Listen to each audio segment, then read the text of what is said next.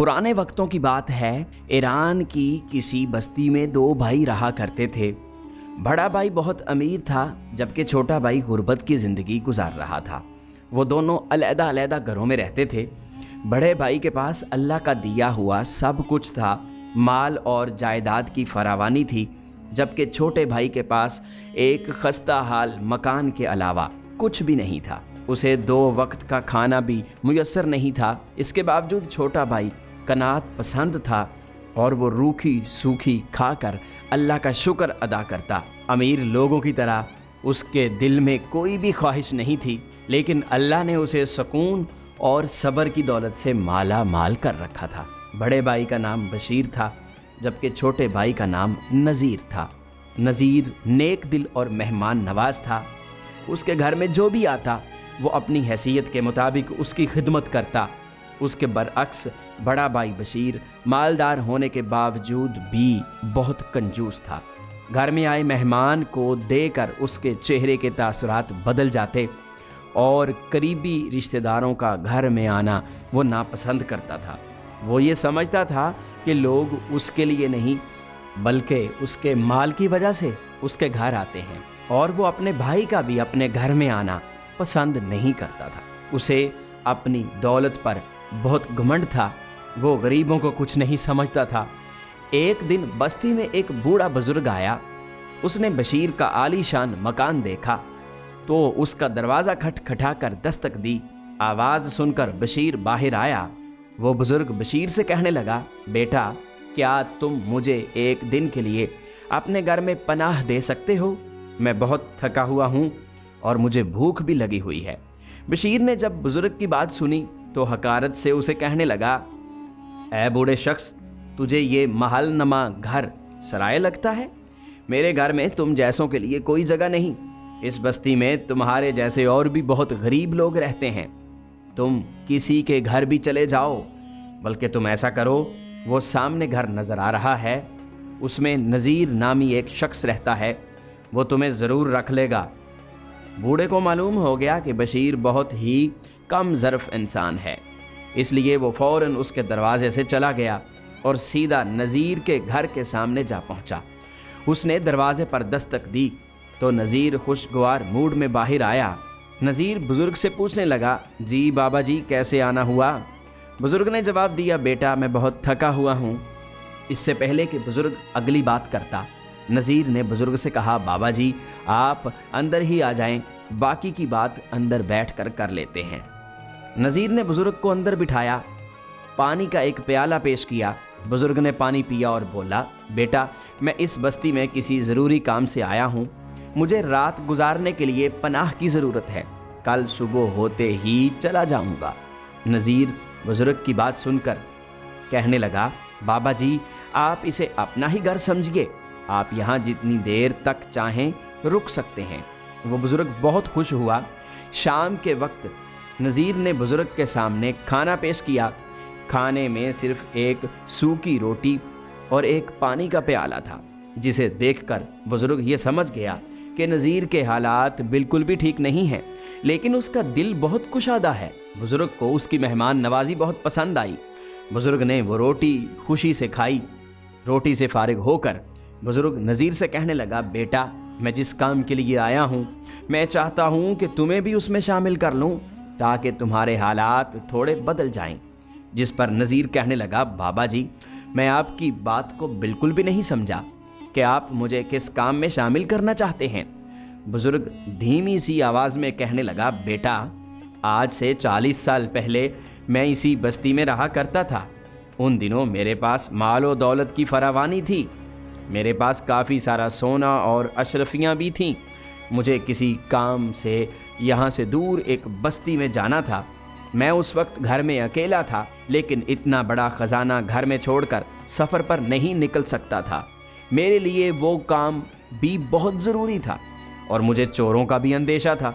इसलिए मैंने सोचा कि क्यों ना मैं इस ख़जाने को पास के जंगल में दफन कर दूं। मुझे यही बेहतर लगा। मैंने अपना ख़जाना लिया और जंगल में पहुंचकर एक बरगद के दरख्त के नीचे दफन कर दिया और घर से अपना ज़रूरी सामान लेकर दूसरी बस्ती को निकल गया। میرے پاس اس وقت پیسے نہیں تھے، ہاں البتہ سونے کی ایک اینٹ موجود تھی جسے میں سونار کی دکان پر بیچ کر رقم حاصل کرنا چاہتا تھا تاکہ میں ان پیسوں کو ضرورت کے کاموں میں لگا سکوں۔ میں اس بستی میں ایک سونار کی دکان پر پہنچا اور اسے اپنی سونے کی اینٹ دکھائی۔ خالص سونے کی اینٹ دیکھ کر سونار کے دل میں لالچ آ گیا۔ اس نے اینٹ تو رکھ لی، مجھے پیسے دینے کی بجائے مجھ پر چوری کا الزام لگا دیا اور ایک ناکردہ جرم میں مجھے عمر قید کی سزا ہوئی۔ میں نے 40 سال زندان میں گزارے۔ اب میں اپنی سزا پوری کر کے واپس اسی بستی میں آیا ہوں۔ اب میں اپنے اس خزانے کو نکالنا چاہتا ہوں۔ اگر تم مجھے اس خزانے کے نکالنے میں میری مدد کرو گے تو میں تمہیں اس کا آدھا حصہ دوں گا۔ نذیر بزرگ کی بات سن کر بہت خوش ہوا اور مدد کرنے پر راضی ہو گیا۔ بزرگ نے یہ رات نذیر کے گھر پر گزاری اور صبح سورج نکلنے سے پہلے بزرگ اور نذیر لوگوں کی نظروں سے بچتے بچتے جنگل میں جا پہنچے۔ جنگل میں پہنچ کر بزرگ نے نقشہ نکالا اور جنگل کے راستوں کو دیکھنے لگا۔ جو نشاندہی اس نے نقشے پر کی تھی اس کے مطابق وہ چلنے لگے۔ کچھ ہی دیر کے بعد وہ ایک بڑے برگد کے درخت کے نیچے پہنچ گئے۔ وہاں پہنچ کر بزرگ نذیر سے کہنے لگا، یہی وہ درخت ہے جس کے نیچے میں نے اپنا خزانہ چھپایا تھا۔ اس کے بعد بزرگ نے اپنے تھیلے سے کچھ اوزار نکالے اور اس جگہ کی کھدائی شروع کر دی۔ نذیر نے بھی اس کی مدد کی۔ کچھ دیر بزرگ نے کھدائی کی اور کچھ دیر نذیر نے۔ تھوڑی سی کھدائی کرنے کے بعد انہیں وہ صندوق نظر آیا۔ نذیر نے آگے بڑھ کر وہ صندوق اٹھایا، اسے بزرگ کے حوالے کیا اور خود ایک طرف ہو کر بیٹھ گیا۔ بزرگ نے صندوق کو کھولا، دیکھا کہ اس میں اشرفیاں اور سونا موجود ہے، پھر صندوق کو بند کر دیا۔ ان دونوں نے وہ صندوق اٹھایا اور گھر واپس پہنچ گئے۔ گھر میں آ کر انہوں نے صندوق کو کھولا۔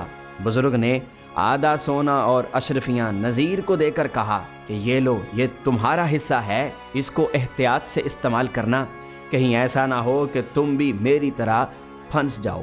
میرے پاس تو محض ایک سونے کی اینٹ تھی جسے دیکھ کر سونار لالچ میں آ گیا تھا اور اس نے مجھے پھنسا دیا تھا۔ تمہارے پاس اس وقت کافی زیادہ خزانہ ہے، اس لیے تم لوگوں سے بچ کر رہنا۔ نذیر کو نصیحت کرنے کے بعد بزرگ نے وہ صندوق ایک کپڑے میں چھپا لیا اور چلنے کی تیاری کرنے لگا۔ جاتے جاتے اس نے نذیر کو بتایا کہ میرے پاس یہ جو خزانہ ہے یہ میرے کسی کام کا نہیں ہے، میں اسے غریبوں میں تقسیم کر دوں گا۔ اس کے علاوہ جنگل میں ایک اور جگہ پر بھی میں نے خزانہ چھپا رکھا ہے، میں دوبارہ تمہارے پاس آؤں گا، اس خزانے کا کیا کرنا ہے میں تمہیں تب ہی بتاؤں گا۔ یہ بات نذیر کی بیوی بھی سن رہی تھی۔ نذیر نے بزرگ کو گھر کے دروازے تک چھوڑا اور کمرے کے اندر جا کر بیٹھ گیا۔ اس کی بیوی فوراً اس کے پاس آئی اور خزانے کو دیکھ کر خوش ہو کر کہنے لگی، اس خزانے کو بیچ کر ہم بہت امیر ہو جائیں گے اور اپنی ساری خواہشات کو پورا کریں گے۔ نذیر نے تھوڑا تھوڑا کر کے اس خزانے کو بیچنا شروع کر دیا۔ دیکھتے ہی دیکھتے نذیر کے حالات بدلنے لگے۔ اس نے سب سے پہلے پرانے گھر کی جگہ ایک بہت بڑا نیا گھر تعمیر کر لیا۔ اس کے گھر میں ضرورت کی تمام اشیاء موجود تھیں۔ اتنا امیر ہونے کے باوجود بھی اس میں ذرا برابر بھی اکڑ نہیں آئی۔ اس کے گھر میں جو بھی مہمان آتا وہ پہلے سے بڑھ کر اس کی آؤ بھگت کرتا، اس کی خوب خدمت کرتا۔ بستی کے غریب لوگ اس کی پہلے سے بھی زیادہ عزت کرنے لگے۔ اس کے امیر ہونے کی خبر جب اس کے بڑے بھائی بشیر کو لگی تو وہ اپنی بیوی کو لے کر اس کے گھر پہنچ گیا اور بڑی حیرانگی سے دیکھنے لگا۔ وہ پوچھنے لگا کہ اس کا بھائی اتنا امیر کیسے ہو گیا؟ نذیر چپ رہا اور بس اتنا ہی کہا کہ اللہ کی مہربانی ہے۔ نذیر اور بشیر کی بیویاں ایک دوسرے سے حسد کرتی تھیں۔ بشیر کی بیوی نذیر کی بیوی سے جل کر بولی، تم لوگ جتنے بھی امیر ہو جاؤ ہماری برابری کبھی نہیں کر سکتے، جس پر اسے غصہ آ گیا اور اس کے منہ سے نکل گیا کہ ہمارے پاس ابھی اور بھی خزانہ ہے جسے نکال کر ہم تم سے زیادہ امیر ہو جائیں گے۔ بشیر کی بیوی بہت زیادہ مکار تھی۔ گھر واپس جا کر وہ اپنے شوہر سے کہنے لگی کہ مجھے پتہ چل گیا ہے کہ تمہارا بھائی کیسے امیر ہوا۔ اس نے جنگل سے کوئی خزانہ نکالا ہے اور جنگل میں ابھی اور بھی خزانہ موجود ہے جسے نکال کر وہ ہم سے بھی زیادہ امیر ہو جائیں گے۔ میں نہیں چاہتی کہ اس بستی میں کوئی ہم سے زیادہ امیر ہو۔ آپ کسی نہ کسی طریقے سے جنگل میں موجود وہ خزانہ ڈھونڈیں تاکہ میں نذیر کی بیوی کو منہ توڑ جواب دے سکوں۔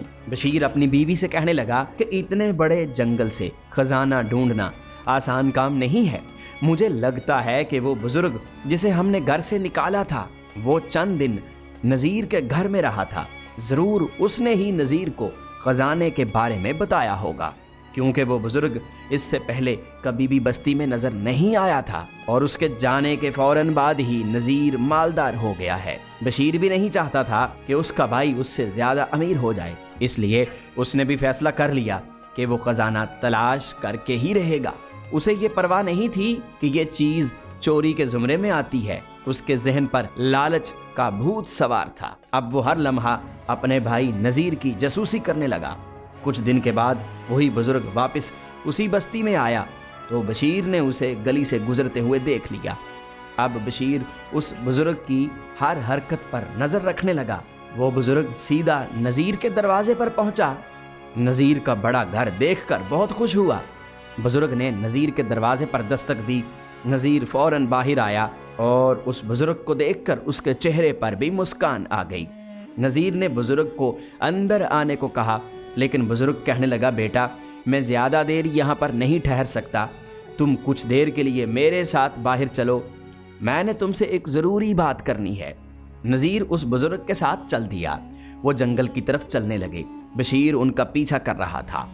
بزرگ نذیر سے کہنے لگا، بیٹا ہو سکتا ہے کہ میں کچھ عرصہ اس بستی میں نہ آ سکوں، اس لیے میں تمہیں اس دوسرے خزانے کا راز بتانے جا رہا ہوں جو اسی جنگل میں ایک دوسری جگہ پر دفن ہے۔ میرے جانے کے بعد تم وہ خزانہ نکال لینا اور اسے اپنے پاس محفوظ کر لینا، پھر میں دوبارہ واپس آ کر تمہیں یہ بتاؤں گا کہ اس خزانے کا کیا کرنا ہے۔ بزرگ نے نذیر کو خزانے کی جگہ کی نشاندہی کروائی۔ بشیر یہ سارا منظر دیکھ رہا تھا۔ اس نے بھی اس جگہ کو ذہن نشین کر لیا اور خوشی خوشی گھر لوٹ گیا۔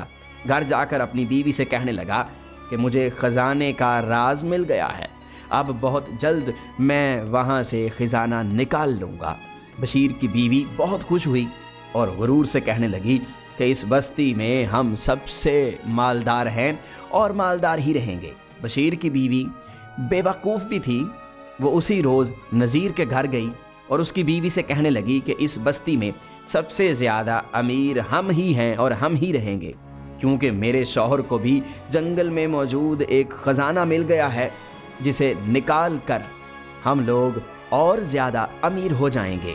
بشیر کی بیوی کی بات سن کر نذیر کہنے لگا کہ اس کو جنگل کے خزانے کے بارے میں کیسے پتہ چلا؟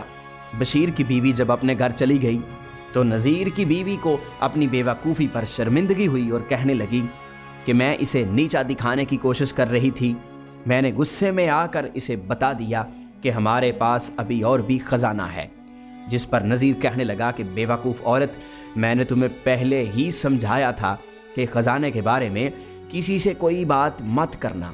مجھے لگتا ہے کہ میرے بھائی نے بزرگ کے ساتھ مجھے جنگل میں جاتے ہوئے دیکھ لیا ہے۔ اس سے پہلے کہ میرا بھائی وہاں سے خزانہ نکال لے، مجھے آج رات ہی اس خزانے کو محفوظ کرنا ہوگا۔ جیسے ہی رات ہوئی، نذیر جنگل میں گیا، اس نے خزانہ وہاں سے نکال لیا اور گھر میں لا کر محفوظ کر دیا۔ اگلے دن سورج نکلنے سے پہلے بشیر اٹھا اور جنگل میں پہنچ کر خزانے کی جگہ کو کھودنے لگا۔ کچھ دیر کے بعد اس نے دیکھا کہ وہاں پر کوئی خزانہ نہیں ہے۔ یہ دیکھ کر وہ حیران رہ گیا اور سوچنے لگا کہ آخر خزانہ کدھر گیا۔ پھر اسے شک ہونے لگا کہ اس کا بھائی بہت چالاک نکلا ہے، شاید اسے میری اس حرکت کی خبر ہو چکی تھی، وہ مجھ سے پہلے ہی خزانہ لے کر یہاں سے چلا گیا۔ دوسری طرف بشیر کی بیوی گھر پر اکیلی تھی۔ اس کے گھر میں چور داخل ہو گئے اور گھر سے سارا قیمتی سامان اور مال و دولت لے کر فرار ہو گئے۔ بشیر جب جنگل سے واپس گھر پہنچا تو اس کا چہرہ اترا ہوا تھا۔ جیسے ہی اس نے اپنی بیوی کو دیکھا تو وہ بھی پریشانی میں دکھائی دے رہی تھی۔ بشیر نے پوچھا کہ تمہارے چہرے پر کیوں ہوائیاں اڑ رہی ہیں؟ وہ کہنے لگی کہ آپ کے جانے کے بعد گھر میں چور آ گئے تھے اور سارا سامان لے گئے ہیں۔ وہ پوچھنے لگی کہ تم خالی ہاتھ کیوں آئے ہو؟ خزانہ کدھر ہے؟ اس پر بشیر نے اپنا سر پیٹ لیا اور کہنے لگا کہ خزانہ وہاں پر موجود نہیں تھا، شاید میرے بھائی نے وہاں سے خزانہ پہلے ہی نکال لیا ہے۔ زیادہ مالدار ہونے کے چکر میں ہم لوگ برباد ہو چکے ہیں۔ ہم نے اس دولت کو حاصل کرنے کی کوشش کی جو ہماری نہیں تھی۔ پھر وہ اپنی بیوی سے کہنے لگا کہ کاش تم حسد نہ کرتی اور ہمیں یہ دن نہ دیکھنا پڑتا۔ کچھ دنوں کے بعد بزرگ دوبارہ نذیر کے گھر آیا۔ نذیر نے بزرگ کے سامنے خزانہ رکھا اور بزرگ کو سارا ماجرا سنایا، جس پر بزرگ نے کہا کہ تمہارا بھائی بہت مکار ہے، لیکن اسے اس کے کیے کی سزا مل گئی ہے۔ بزرگ نے سارا خزانہ نذیر کو دے دیا اور کہنے لگا کہ یہ سارا خزانہ تمہاری ایمانداری کا انعام ہے۔ اب میں اس عمر میں اتنی دولت کا کیا کروں گا؟ نذیر نے بزرگ سے کہا کہ بابا جی، میرا دل چاہتا ہے کہ آپ کہیں بھی نہ جائیں، آپ ادھر میرے پاس ہی رہیں۔ بزرگ نے نذیر کی بات مان لی۔ نذیر نے سارا خزانہ گاؤں کے غریبوں میں بانٹ دیا اور اپنی بیوی اور بزرگ کے ساتھ ہنسی خوشی زندگی گزارنے لگا۔ پیارے دوستو، اس کہانی سے ہمیں یہ سبق ملتا ہے کہ مہمان اللہ کی رحمت ہوتا ہے، اور مہمان کی عزت کرنے اور اس کی خدمت کرنے سے اللہ انسان کو نوازتا ہے۔ لالچ اور حسد انسان کو تباہ کر دیتے ہیں۔ ہمیں اللہ کے دیے پر قناعت کرنی چاہیے اور دوسروں کے مال پر نظر نہیں رکھنی چاہیے۔